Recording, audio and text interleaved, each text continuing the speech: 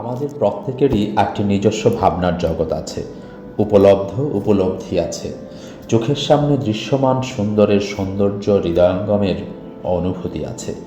তেমনি আছে ভাবনা বৃক্ষের বিস্তৃতি ও শাখা প্রশাখায় তার দেদীপ্যমান ব্যক্তি।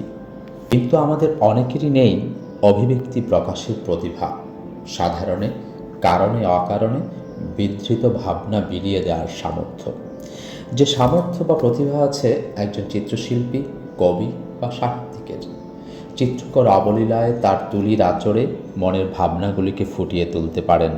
অথবা কবি সাহিত্যিকরা অনায়াসে তাদের হৃদয়ানুভূতি ও কল্পনার স্কেল অনুযায়ী তাল, লয়, ছন্দ ও সুরের মূর্ছনার সাথে মন ভাসিয়ে বাহারি রঙের, ঢঙের, শব্দের গাঁথনিতে অপরূপ সুন্দর গল্পের ডালা সাজাতে জানেন। এজন্যই আমরা হয়তো অনেকে কবি সাহিত্যিকের লেখনীর ভক্ত হয়ে যাই। নিজের অব্যক্ত ভাবনা ও হৃদয়ঙ্গমের অন্তহীন অনুভূতিগুলি খুঁজে বেড়াই তাদের যত্নে গাঁথা কথামালায়। তাদের শব্দের গাঁথনিতে নিজেদের স্বপ্ন রাঙাই, তাদের ভাবনার ভেলায় মন ভাসাই।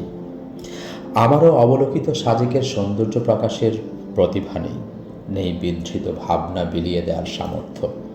তাই আমাকেও দ্বারস্থ হতে হচ্ছে বিখ্যাত চিত্রশিল্পী লিওনার্দো দা ভিঞ্চির। মোটা দাগে আমার কাছে পুরো বাংলাদেশের সৌন্দর্য যদি হয় মোনালিসার পোর্ট্রেট, তবে সাজেকের এক একটি পাহাড় মোনালিসার এক একটি উষ্ণ ওষ্ঠ।